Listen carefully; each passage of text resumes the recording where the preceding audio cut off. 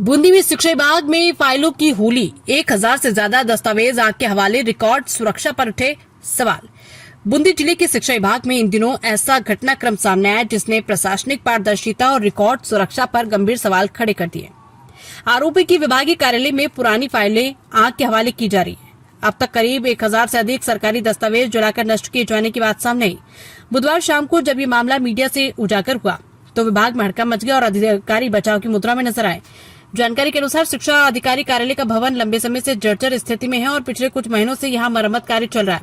इसी दौरान वर्षों से जमा सरकारी रिकॉर्ड को हटाने और सुव्यवस्थित करने का कार्य शुरू किया गया, लेकिन इसी प्रक्रिया के बीच ये आरोप लगाया गया कि हजारों फाइलों को निस्तारण के नाम पर रात के अंधेरे में जलाया जा रहा है। फाइलों को जलाने का ये सिलसिला पिछले कुछ समय से लगातार जारी था।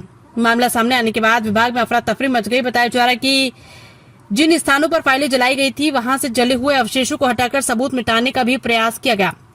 इससे पूरे घटनाक्रम पर संदेह और गहरा गया।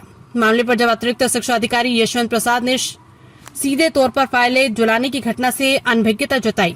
उनका कहना है कि कार्यालय में मरम्मत कार्य के चलते पुराने रिकॉर्ड को एक स्थान से दूसरे स्थान पर शिफ्ट किया जा रहा है। सभी फाइलों की सूची बनाई गई और उपयोगी दस्तावेजों को सुरक्षित रखा गया है। उन्होंने ये भी कहा है कि जो फाइलें अनुपयोगी थी उन्हें अलग कर निस्तारण के लिए रखा गया। फाइलों को जलाने पर सवाल पर उन्होंने संभावना जताई कि कुछ कागज अत्यधिक खराब या गल चुके होंगे जिन्हें किसी कर्मचारी ने जला दिया होगा। हालांकि उन्होंने स्पष्ट किया कि इस तरह की किसी सुनियोजित कार्रवाई की जानकारी उन्हें नहीं है।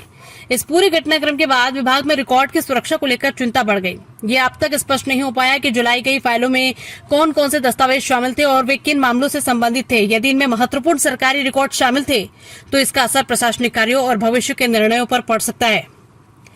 घटना के बाद सवाल खड़े होते हैं कि क्या ये केवल पुराने और बेकार दस्तावेजों का निस्तारण था या फिर इसके पीछे कोई और वजह छिपी हुई है।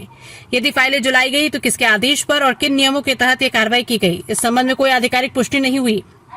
मामले में सेवानिवृत्त जिला शिक्षा अधिकारी ओम प्रकाश गोस्वामी ने बताया कि जहां तक उन्हें जानकारी है पुरानी फाइलों का निस्तारण करने की अलग अलग प्रक्रिया है। ऐसी फाइलों के निस्तारण के लिए पहले उन्हें स्क्रूटनी कमेटी के बीच रखा जाता है जिन फाइलों को 10 या 20 साल से अधिक समय हो चुका है। उन्होंने बताया कि इसके बाद इसकी सूचना शिक्षा निर्देशालय को भेजनी होती है। जब शिक्षा निर्देशालय से निर्देश मिलते हैं तभी पुरानी फाइलों को निस्तारण किया जाता है। उन्होंने बताया कि पुरानी फाइलों को जलाया जा सकता है या नहीं इसकी जानकारी उन्हें भी नहीं। बूंदी से नीतीश कुमार बैरागी की रिपोर्ट।